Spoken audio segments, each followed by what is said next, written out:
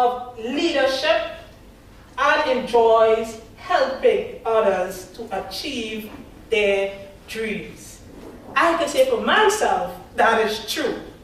The relationship me and Wayne have, when I text Wayne and ask Wayne a question, he will respond. And I know there are people here who I also text, it's the same thing. And I know he loves to help people. So let's give a hearty round of applause as we introduce to you Wayne Smalls.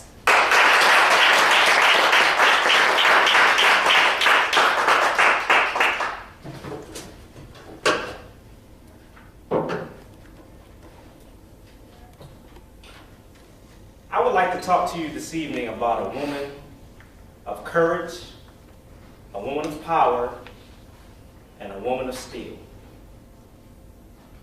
This woman that I want to talk to you about, you wouldn't think that she was so powerful. You wouldn't think that she would command so much respect just by looking at her. She was a very unassuming woman, barely 5 feet tall.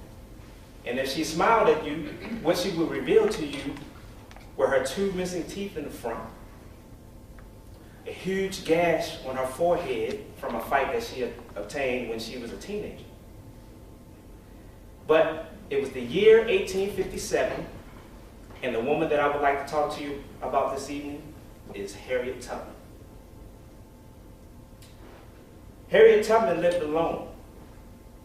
The story was that she was abandoned by her husband when she was 29. In fact, one day she just decided to move out on her own and start on a new mission. Her employment was erratic. Most of the time she took domestic jobs in small hotels, and she worked cleaning, washing dishes, and taking care of other people. When she was present on the job, she was a hard worker. She often exceeded the expectations of her employers. She had the reputation of being someone that you would love to hire, except for one thing. She had a condition that would cause her to fall asleep, oftentimes in the middle of a sentence. And this was due to the wound that she received in her teenage years, as I mentioned before. And I would explain that a little bit more in a minute. But who would respect a woman like that? I'll tell you.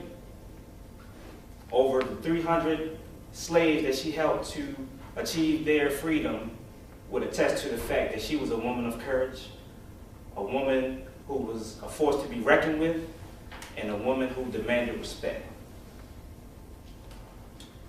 While she was in her early 30s, Harriet Tubman also was called Moses. The reason why she got that name was because of the fact that she risked her own life and freedom to help others to achieve their freedom. Tubman started life as a slave. She was born in 1820 and grew up in the farmland of Maryland, which is my hometown. So I definitely have a fondness for the type of woman that she was, not only because she saved slaves, but because she did a lot of that in my hometown. A lot of her origins began right there where I was born. So there's a lot of history that touches me personally.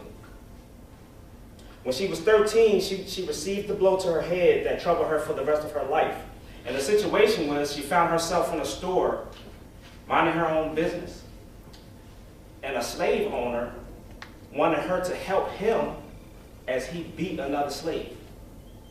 So Harriet Tubman, being the woman that she was like, no, I'm not going to help you do that. As a matter of fact, I'm going to stop you from doing that. Which, as you can imagine, during those times, that was against the law, basically. To do that could easily have been death.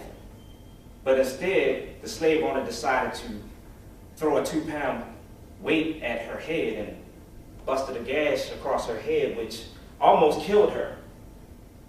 But Harriet Tubman, being the strong woman that she was, she survived. Although it did take several months for her to recover. At age 24, she married John Tubman, a free black man. But when she talked to him about helping slaves and leaving her home to go to another place to find a place of refuge for those that she wanted to help. He didn't want to hear that. He was absolutely against that. As a matter of fact, he told her, if you try to leave, I myself will turn you in.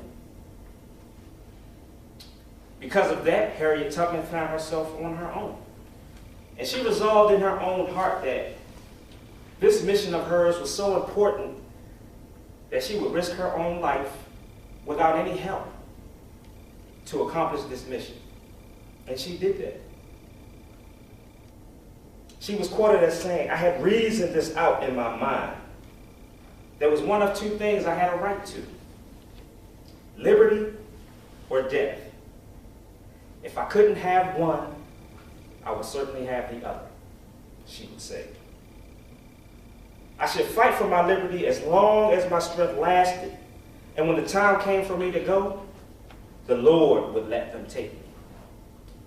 In other words, she felt so strongly about her convictions of what she was trying to do that she really believed in her heart that only God would allow her enemies to prevent her from accomplishing her mission. And that if in some case she was able to be overcome by her enemies, it would be because God allowed that. Imagine the type of resolve that it would take to have that kind of resolution within your own self.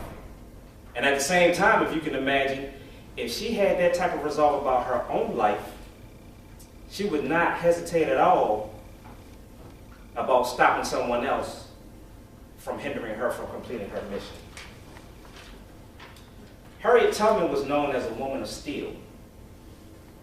Each summer and winter, Tubman worked as a domestic, as I stated earlier, scraping together the funds she needed to make return trips to the South.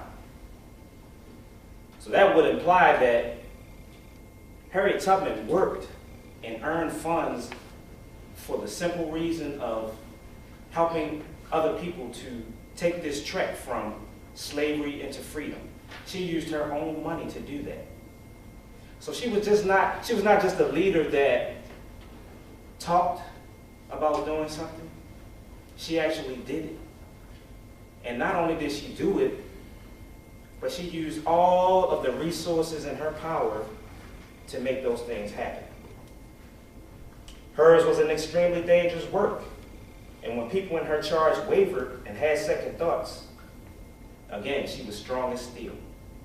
In fact, if she came across a slave who was becoming faint of heart or second-guessing their decision or had a change of mind, she would quickly remind them by stating, "Dead folks tell no tales," as she stuck a loaded gun to their head. You go on or you die.